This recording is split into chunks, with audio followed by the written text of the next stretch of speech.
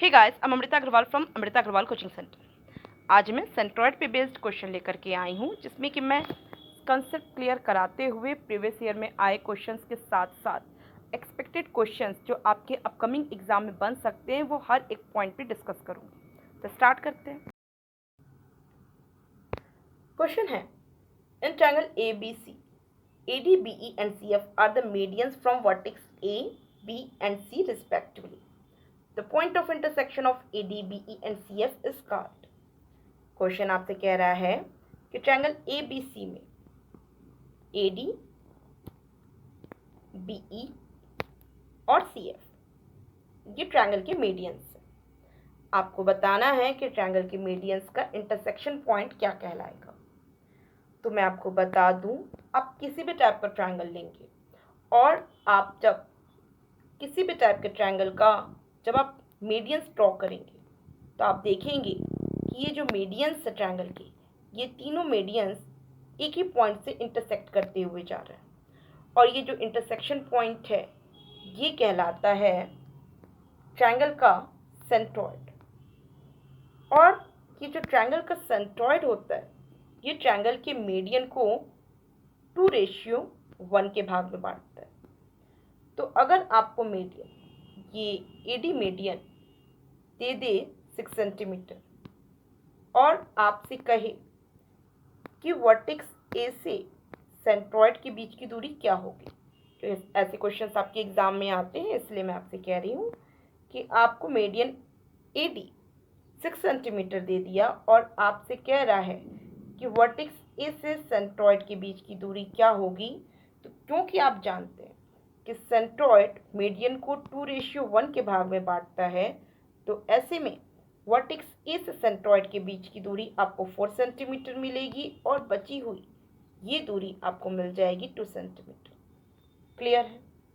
अच्छा, मान लीजिए कि आपको बीई ये मीडियन दे दे 9 सेंटीमीटर, तो ऐसे में आपको वर्टेक्स बी से सेंट्रॉइड के बीच की दूरी क्या मिल जाएगी, आपको मिल जाएगी 6 सेंटीमीटर और ये बची हुई दूरी मिल जाएगी 3 सेंटीमीटर। और यही आपको दे दे CF इस मीडियन की लेंथ 12 सेंटीमीटर, तो आपको C से सेंट्रॉइड के बीच की दूरी मीन्स वर्टेक्स से सेंट्रॉइड के बीच की दूरी मिल जाएगी 8 सेंटीमीटर और ये बची हुई दूरी आपको मिल जाएगी 4 सेंटीमीटर। चलिए, ये तो सिंपल है, ये आप लोग इजीली निकाल लेंगे। अच्छा, अगर आपको कह दे कि तीनों मीडियंस आपस में बराबर है, ये ट्रायंगल कुछ इस प्रकार का ट्रायंगल है कि तीनों मीडियंस आपको बराबर मिल रहा है, मीन्स आपको AD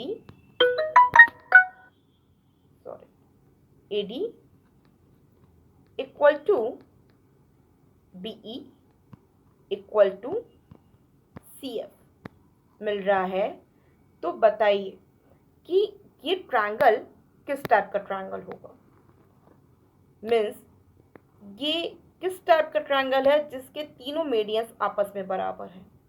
तो देखिए, ये इक्विलैटरल ट्रायंगल में पॉसिबल है, वो ट्रायंगल जिसके तीनों साइड्स आपस में इक्वल हों, वही ऐसा ट्रायंगल हो सकता है कि उनके तीनों मीडियंस भी आपस में इक्वल मिलेंगे।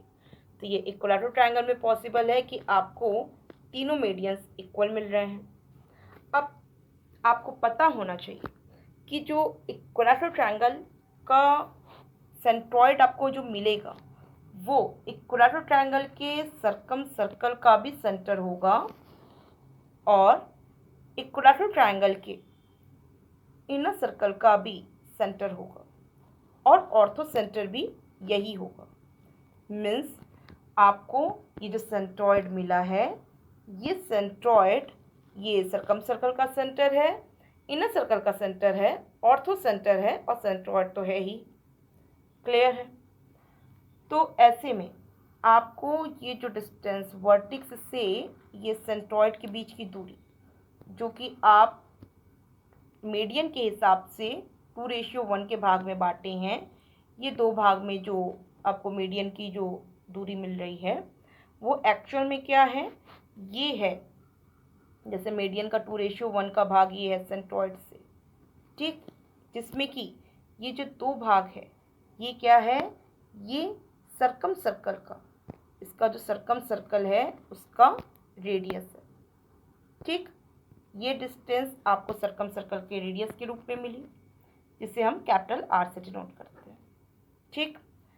और ये डिस्टेंस आप देख रहे हैं, ब्लू कलर से बना दे रहे हैं, ये डिस्टेंस सेंट्रॉइड से ये साइड तक की ये दूरी, तो मीडियन का ये पार्ट जो आप 2:1 के 1 पार्ट में रखते हैं, ये इस इक्विलैटरल ट्रायंगल के इनर सर्कल का रेडियस कहलाता है। और जैसा कि आप सब लोग जानते भी होंगे, क्योंकि मैंने इक्विलैटरल ट्रायंगल के सर्कम सर्कल और इनर सर्कल का रेडियस ऑलरेडी डिस्कस किया हुआ है, तो आप सब जानते होंगे कि इक्विलैटरल ट्रायंगल के सर्कम सर्कल का रेडियस डबल होता है इनर सर्कल के रेडियस से, ठीक है। और जो कि आप देख भी पा रहे हैं, क्योंकि यहाँ पे ये सेंट्रॉइड है, तो ये आपको सर्कम सर्कल का रेडियस डबल दिख रहा है इनर सर्कल के रेडियस से। अब क्योंकि ये सब आप पहले से जानते हैं कि जब आपको इक्विलैटरल ट्रायंगल की साइड दे के रखा हो, जब आपको इक्विलैटरल ट्रायंगल की साइड दे के रखा हो, तो जस्ट साइड की वैल्यू से ही जब आपको इक्विलैटरल ट्रायंगल के सर्कम सर्कल का रेडियस फाइंड आउट करना होता है, तो आप करते हैं साइड अपॉन √3, ठीक। और यही आपसे कह दे कि बताइए कि इक्विलैटरल ट्रायंगल के वर्टेक्स से सेंट्रॉइड के बीच की दूरी क्या होगी, तो ये जो वर्टेक्स से सेंट्रॉइड के बीच की दूरी है वही ये सर्कम सर्कल का रेडियस आपको दिखाई दे रही है। और इसे भी फाइंड आउट करना हो तो जस्ट इक्विलैटरल ट्रायंगल के साइड से ही हम फाइंड आउट कर सकते हैं, जस्ट साइड का हम क्या कर देंगे, अपॉन √3 कर देंगे, तो मुझे वर्टेक्स से सर्कम सर्कल के सेंटर के बीच की दूरी मिल जाएगी, जो कि इक्विलैटरल ट्रायंगल के सर्कम सर्कल का रेडियस है, ठीक है। तो ये आपको अच्छे से समझ में आ रहा है। अब यही आप जान रहे हैं, अगर मैं इसको ट्रिग्नोमेट्री से समझाऊं, या मतलब एकदम मैं सर्कम सर्कल का रेडियस और इनर सर्कल के रेडियस को फॉर्मूले को साइड कर दूं, अगर मैं इसको साइड भी कर दूं, तो आप क्या देख रहे हैं कि अगर मैं ग्रीन कलर से बनाती हूँ, अगर मैं ये ट्रायंगल ले रही हूँ, ठीक, तो क्योंकि ये जो इक्विलैटरल ट्रायंगल का मीडियन है वो परपेंडिकुलर भी होता है, तो ये आपको यहाँ 90 डिग्री मिलेगा, ठीक है। अब क्योंकि मीडियन को सेंट्रॉइड 2:1 के भाग में बांटता है, 2:1 के भाग में बांटता है, और क्योंकि इक्विलैटरल ट्रायंगल की तीनों मीडियंस आपस में बराबर हैं, तो यहाँ पे आपको जो ये डिस्टेंस मिलेगी इस कलर से, ब्लू कलर से, ये जो डिस्टेंस मिलेगी वो इक्वल होगी इस डिस्टेंस के, ठीक है। क्योंकि जब मीडियंस आपस में बराबर हैं तो सेंट्रॉइड से आपको वर्टेक्स से सेंट्रॉइड के बीच की दूरी ये इक्वल होगी इस वर्टेक्स से सेंट्रॉइड के बीच की दूरी, जो कि ये दो भाग में। तो ऐसे में भी आप क्या देख रहे हैं, ऐसे में आप ये देख रहे हैं कि ट्रायंगल ये राइट एंगल ट्रायंगल में ये एक भाग है, ठीक, ये सेंट्रॉइड से साइड का ये परपेंडिकुलर का ये पॉइंट है ना, इसकी दूरी ये एक भाग है, और ये है दो भाग, ठीक। अगर मैं फ्रैक्शन में लूँ तो आपको ये डिस्टेंस अपॉन ये डिस्टेंस मिल जाएगा 1/2, जो कि अगर मैं ले लूँ साइन 30 डिग्री, तो उसी में पॉसिबल है कि आपको परपेंडिकुलर अपॉन हाइपोटेनस 1/2 मिलता है। साइन 30 डिग्री की वैल्यू 1/2 होती है, जो कि यहाँ पे परपेंडिकुलर अपॉन हाइपोटेनस 1/2 मिलेगी। तो इससे ये क्लियर हुआ कि यहाँ पे एंगल जो बनेगा वो 30 डिग्री का बनेगा। आई होप सब क्लियर दिख रहा है। थोड़ा सा ओवर राइटिंग बहुत ज़्यादा होने की वजह से क्लियरिटी हो सकता है थोड़ी कम लग रही हो, बट समझने में क्लियर समझ में आ रहा हो। यहाँ पे देखिए एंगल जो आपको मिलेगा 30 डिग्री मिलेगा। अब ये राइट एंगल ट्रायंगल कुछ इस प्रकार का राइट एंगल ट्रायंगल मिला आपको, जिसमें कि ये एंगल 30 डिग्री, ये आपको जो इक्विलैटरल ट्रायंगल की वजह से ये जो मीडियन मिला है वो सामने वाली साइड को दो इक्वल भाग में बांटा है, तो ऐसे में ये जो कंप्लीट साइड था इसकी ये लेंथ आपको क्या मिल गई है, कंप्लीट साइड की हाफ मिल गई है। ठीक, तो ऐसे में अगर मैं ये वर्टेक्स से सेंट्रॉइड के बीच की दूरी निकालना चाहूँ तो मैं ट्रिग्नोमेट्री का रूल अप्लाई करूँगी, cos 30 डिग्री अप्लाई करूँगी। और क्योंकि cos 30 डिग्री होता क्या है, बेस अपॉन, ये जो बेस है ये बेस अपॉन हाइपोटेनस, तो ये बेस क्या हो जाएगा, बेस हो जाएगा साइड बाई 2। ठीक, और हाइपोटेनस के रूप में आपको रिक्वायर्ड दूरी जो वर्टेक्स से सेंट्रॉइड के बीच की दूरी है उसके रूप में मिलेगी, जो कि मैं सेंट्रॉइड को O मानूं तो मिलेगा मुझे BO। ठीक, अब क्योंकि cos 30 डिग्री की जो वैल्यू होती है वो होती है √3/2, तो आपको ओवरऑल क्या मिलेगा, BO into √3/2 equal to side by 2। ठीक, अब अपॉन 2 से अपॉन 2 ये कट जाएगा, आपको ओवरऑल BO की वैल्यू क्या मिली, BO की वैल्यू ये मिल गई, वैल्यू ये BO की ये वैल्यू मिल गई साइड अपॉन √3, जो कि मैंने सर्कम सर्कल के रेडियस के लिए फॉर्मूले के रूप में आपको ऑलरेडी एक्सप्लेन किया हुआ है। तो देखिए सर्कम सर्कल का रेडियस भी आपको वही मिला जो आपको सेंट्रॉइड और मीडियन की हेल्प से, यहाँ जो सेंट्रॉइड था, मीडियन का इंटरसेक्शन पॉइंट ही तो सेंट्रॉइड है, और यहाँ पे ये राइट एंगल ट्रायंगल से ट्रिग्नोमेट्री रूल अप्लाई करके भी मैंने ये जो सेंट्रॉइड से ये वर्टेक्स के बीच की दूरी भी मैंने यही निकाली, साइड अपॉन √3। ठीक है, इसे सॉल्व करेंगे, BO equal to side upon √3 मिलेगा।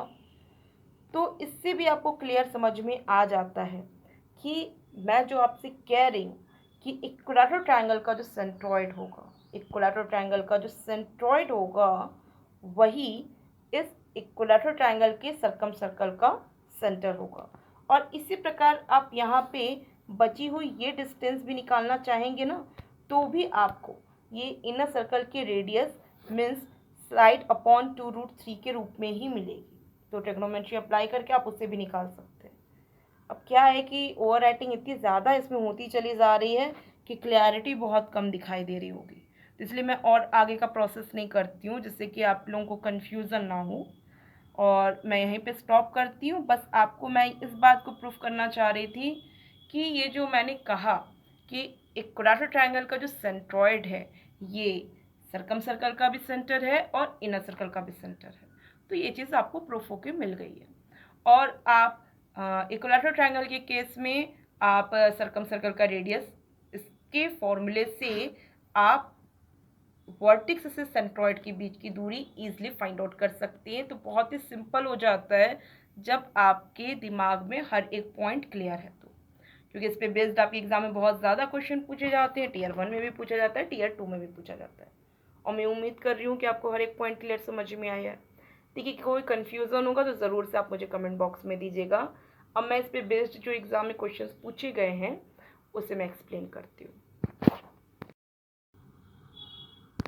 क्वेश्चन है, the centroid of an equilateral triangle PQR is L। If PQ equal to 6 cm then the length of PL is।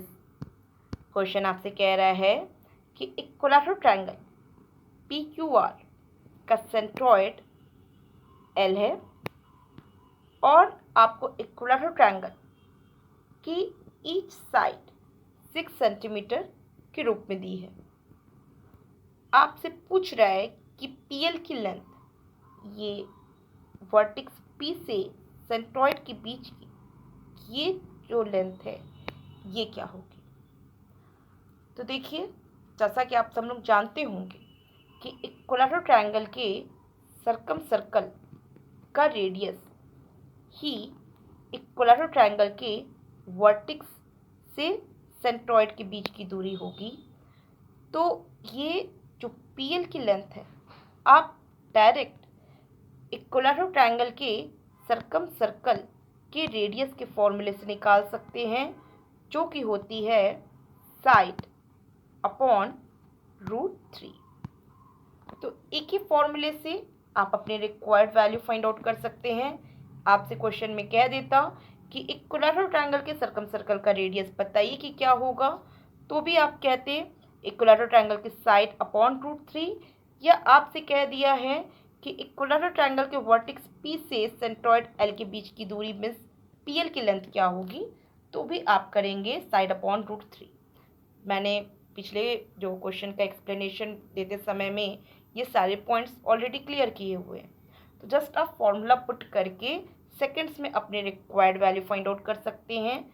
क्योंकि साइड 6 सेंटीमीटर है तो upon √3 करेंगे तो क्या करेंगे, आप जान रहे हैं कि 6 होता है 2 × 3 और 3 अपने आप में होता है √3 का स्क्वायर, जिससे कि आपको वैल्यू मिल जाएगी 2√3।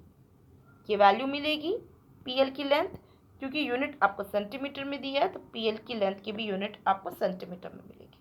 मीन्स PL आपको मिला 2√3 सेंटीमीटर। जैसा कि आप सब लोग जानते हैं कि इक्विलैटरल ट्रायंगल के सर्कम सर्कल का जो रेडियस है वो इनर सर्कल का आप ये जो रेडियस देख रहे हैं उसका डबल है। और मैं मीडियन के हिसाब से भी देखूं तो ये सेंट्रॉइड है, सेंट्रॉइड 2:1 के भाग में बांट देता है मीडियंस को। तो ऐसे में आपको अगर कहता कि L और यहाँ क्या नाम दिया था, चलिए कुछ भी अपनी तरफ से D नाम दे देते हैं, आपसे कह दे LD की लेंथ क्या होगी, तो LD की लेंथ क्या होगी, ये होगी PL का हाफ, या हम कह सकते हैं ये जो LD की लेंथ होगी ये इनर सर्कल का रेडियस होगी, जो कि सर्कम सर्कल के रेडियस का हाफ होती है, मीन्स होती है साइड अपॉन 2√3। तो दोनों तरीके से आप निकाल सकते हैं। मैं जस्ट PL का हाफ कर देती हूँ, जो कि हो जाएगा 2√3 का हाफ मीन्स √3 सेंटीमीटर। तो आपको इनर सर्कल का रेडियस कह देता, या आपसे कह दे कि LD की लेंथ ये बताइए क्या होगी, तो जस्ट आप एक ही फॉर्मूले से अपनी रिक्वायर्ड वैल्यू फाइंड आउट कर सकते हैं। तो मैं उम्मीद कर रही हूँ कि आपको हर एक पॉइंट अच्छे से समझ में आया है, क्योंकि मैं जितने भी पॉइंट्स आपको एक्सप्लेन की हूँ ये हर एक पॉइंट से आपके एग्जाम में क्वेश्चन बनते हैं। और मैं उम्मीद कर रही हूँ कि जब आपके एग्जाम में इस पे बेस्ड क्वेश्चन आएंगे तो जस्ट सेकेंड्स में आप अपनी वैल्यू फाइंड आउट करेंगे। और हर साल इस पे बेस्ड आपके एग्जाम में क्वेश्चन बनेंगे ही बनेंगे, या आपसे PL की लेंथ मीन्स वर्टेक्स से सेंट्रॉइड के बीच की दूरी पूछ लेगा, या तो सर्कम सर्कल का रेडियस पूछ लेगा, कुछ भी पूछेगा, बट एग्जाम में ज़रूर आना है ऐसे क्वेश्चन। तो मैं और क्वेश्चन पे चलती हूँ जो आपके एग्जाम में आए हुए क्वेश्चन हैं। क्वेश्चन है, in triangle ABC the median BE intersects AC at E.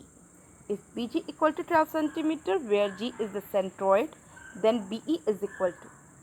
Question आपसे कह रहा है कि ट्रायंगल ABC में BE साइड AC को E पॉइंट पे इंटरसेक्ट कर रही है, जबकि BE ट्रायंगल ABC का मीडियन है। मीन्स आपको E पॉइंट AC के मिड पॉइंट के रूप में मिला है, means AE equal to CE मिला है। आपसे कह रहा है कि G पॉइंट इस ट्रायंगल ABC का सेंट्रॉइड है और BG की लेंथ ये लेंथ 12 सेंटीमीटर है, तो बताना है कि BE की लेंथ ये लेंथ क्या होगी। तो आपको पता होगा कि जो सेंट्रॉइड होता है वो मीडियन पे ही बनता है और मीडियन को 2:1 के भाग में बांटता है। तो क्योंकि PG की लेंथ 12 सेंटीमीटर दिया है तो GE की लेंथ आपको 6 सेंटीमीटर मिलेगा, और कंप्लीट BE की लेंथ 12 + 6 मीन्स 18 सेंटीमीटर मिलेगा। बहुत ही सिंपल क्वेश्चन है, जस्ट क्वेश्चन पढ़ के आप वैल्यू फाइंड आउट कर सकते हैं। अच्छा, अगर आपको कह दे कि triangle ABC right angle triangle है जिसमें कि एंगल ABC ये एंगल 90 डिग्री है, तो अगर आपको एंगल ABC 90 डिग्री दे दे और आपसे कहे कि बताइए AC की लेंथ क्या होगी, ठीक है, आपसे कहे AC की लेंथ क्या होगी, जबकि आपको बाकी सारे पॉइंट्स सेम टू सेम दे के रखा है। तो देखिए, ऐसे में आपको पता होना चाहिए कि किसी भी सर्कल का जब मैं डायमीटर लूँ जो कि सर्कल के सेंटर पर से होके जाता है, वो ऑलवेज आर्क पे 90 डिग्री का एंगल बनाता है। और इस प्रकार आपको ये डायमीटर की वजह से ये जो दोनों रेडियस मिलेंगे, वही इस सेंटर से ये यहाँ वर्टेक्स के बीच की दूरी होगी, और आप इस दूरी को वर्टेक्स से सेंटर के बीच की दूरी को जो कि सर्कल का रेडियस के रूप में भी रखेंगे, और जो कि अपने आप में ये ट्रायंगल का मीडियन भी कहलाएगा, ठीक है। वर्टेक्स अगर मैं यहाँ पे ये B दे दूँ और इसे A दे दूँ और इसे C दे दूँ, तो आप और इससे दे दूँ मैं E, तो BE मीडियन कहलाएगा, ठीक है। और आप एक चीज़ जानें कि आपको यहाँ पे ये एंगल 90 डिग्री दिया है। ई पॉइंट फिगर में देखिए, यहाँ पे ई पॉइंट आपको AC का मिड पॉइंट के रूप में दिया है, जिसमें कि AE इक्वल है CE के, ठीक है। और यहाँ है 90 डिग्री। तो जब ये लेंथ इसके इक्वल है और ये 90 डिग्री है, तो इसका मतलब क्या हुआ कि BE ये लेंथ इक्वल होगी AE और CE के। और इस प्रकार अगर मैं सर्कल बनाऊं, ठीक है, सर्कल बनाऊं, तो इस सर्कल का AC डायमीटर के रूप में होगा, जिसका सेंटर E होगा, और BE सर्कल का रेडियस, EE भी सर्कल का रेडियस, और EC भी सर्कल का रेडियस मिलेगा। क्योंकि आपको BE की लेंथ 18 सेंटीमीटर मिली है। BE की लेंथ आपको 18 सेंटीमीटर मिला है, क्योंकि यहाँ पे आपको क्या मिला था, G पॉइंट पे सेंट्रॉइड मिला रहा, जिससे कि BG की लेंथ 12 सेंटीमीटर थी, तो कंप्लीट BE की लेंथ 18 सेंटीमीटर हो गई। तो ऐसी कंडीशन में आपको EE की लेंथ भी 18 सेंटीमीटर और EC की लेंथ भी 18 सेंटीमीटर मिला। और कंप्लीट AC की लेंथ बतानी हो तो कंप्लीट AC की लेंथ इक्वल हो जाएगी टू BE के, ठीक है। अब BE आपको 18 मिला है, इसका डबल करेंगे तो आपको मिलेगा 36 सेंटीमीटर मिल जाएगा आपको इस राइट एंगल ट्रायंगल का हाइपोटेनस। मीन्स ये जो रिक्वायर्ड डिस्टेंस है ये AC आपको मिल गई 36 सेंटीमीटर। ऐसे क्वेश्चंस आपके एग्ज़ाम में पूछे जाते हैं, और मैं समझ रही हूँ कि आपको सारे पॉइंट क्लियर समझ में आए। तो ऐसे ही आप क्या करिए कि आपके जो प्रीवियस एग्ज़ाम में क्वेश्चंस बने हैं उससे रिलेट करते हुए अपनी तरफ से क्वेश्चन बनाने की कोशिश करिए। आपको किसी पॉइंट पे डाउट लगे तो आप मुझे कमेंट बॉक्स में दीजिए, मैं आपको क्लियर करूँगी। और आपके एग्ज़ाम में भी ऐसे ही क्वेश्चंस बनते हैं, जो भी प्रीवियस ईयर में क्वेश्चन में आए हैं क्वेश्चन, उसी को ही थोड़ा ईजी बना के दे देगा या उसी को थोड़ा सा टफ बना के देगा। तो ज़्यादातर क्वेश्चन एक ही पैटर्न पे होते हैं, थोड़ा सा ईजी टफ उसी हिसाब से बना करके आपके एग्ज़ाम में दे दिए जाते हैं।